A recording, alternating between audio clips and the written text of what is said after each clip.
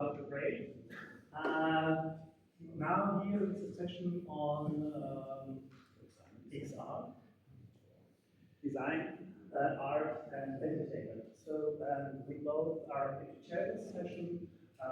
We are Chris and Holger from Germany, and yeah, we have six exciting talks, and I would like to introduce the first one. It's Roberto, here with Intangible Heritage meets virtual reality, and the stage is yours. Thank you. I run the timer because we are next. Good morning everyone, and thank you for being here attending this session. The title of the talk is about the use of virtual reality for the intangible heritage. I can give you just a brief introduction about my research group. I'm Professor of Geomatics at the Università Politecnica delle Marche, and the work that I'm going to present was done in cooperation with our startup that is called Deep Reality.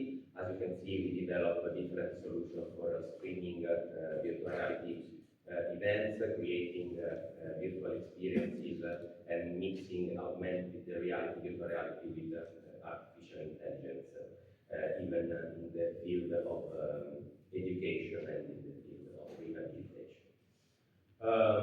The talk will be about the use of virtual reality for intangible heritage dissemination, and in particular for engaging the broader public on visualizing these situations.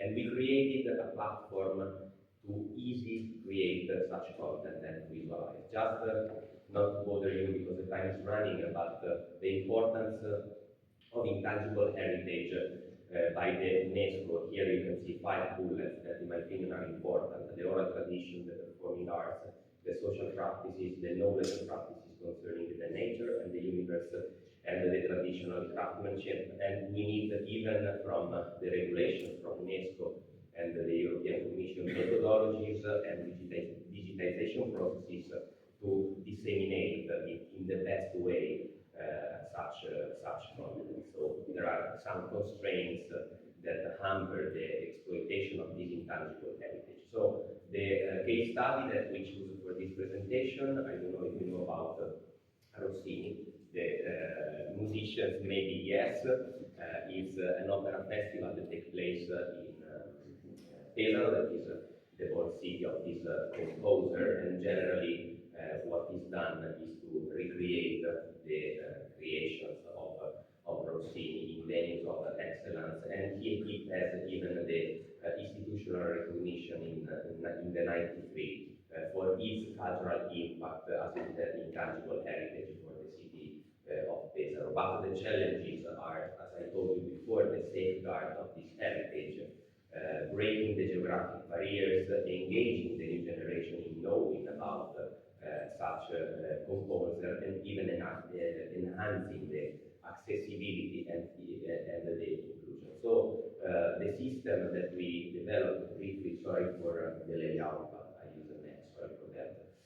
The Rossini Opera Festival in VR was created by collecting data, both with ambisonic audio and the exhibition with the 360-degree cameras. Then we made some stitching and post-processing, and we created an infrastructure in S3 in order to enable multiple users to see exactly the performance of the artist in this domain. So here I give you some insight of the recording equipment. Here on the right up you can see the acquisition and the background and foreground of the exhibition with the filming condition that brought us to record 39 concerts. Some insights of the post-production workflow. You can see all the detail, of course, in the paper if you are interested. And then we created what was more complex, that is the wall backbone, to manage like a sort of Netflix-like approach for visualizing the concerts.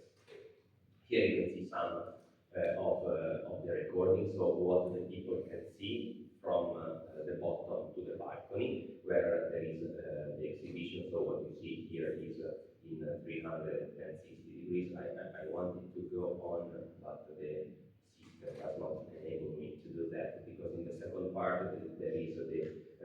reconstruction of the Rossini house that was used even for educational purposes, but I think that I cannot skip on that part of the video, so I will go on. This is the tool. The system is called Inside Deep, and as you can see here, there is just a very easy to use platform where on the left you can see all the recordings that we did for the concert. The user can find all the exhibitions that were recorded. This can be done in real time, or as you can see later in the slide, or can be seen in the subsequent parts of the fruition. The system has a control room, so multiple users can see in 8 key the visualization of this event.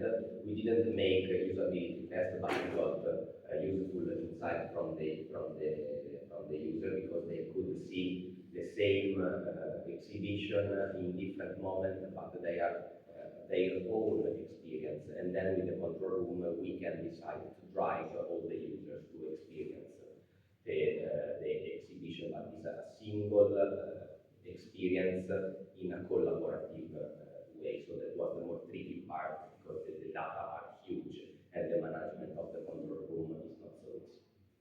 So what we are going to develop actually is the development of a virtual assistant. Here you can see a simple demo where if you have a bit of patience, I can show you how it works. So basically you can set and fine-tune the virtual assistant in order to create even educational approaches.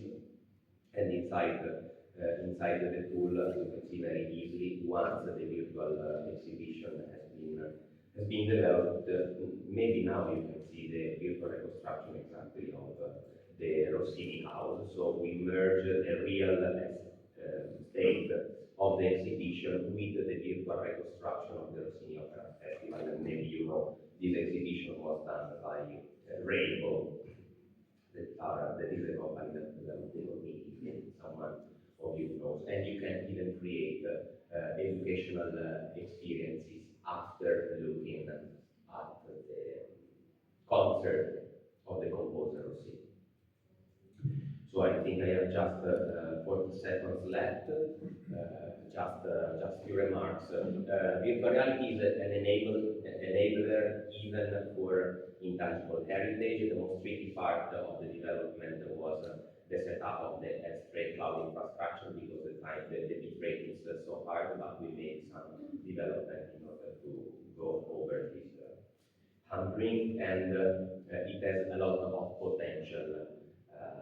But we proved the technical feasibility with the control room to allow multiple users to experience such kind of concerts. Of course, we needed a formal evaluation, but the project is running and we are going to have it in the upcoming days. We don't know even if the virtual assistant with AI may help in personalizing the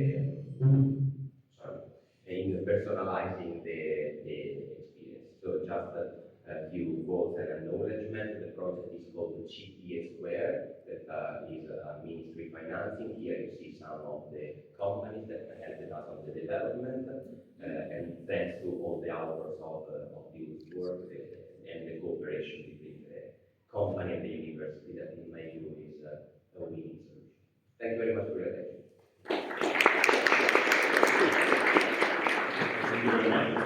We have a little bit time for questions.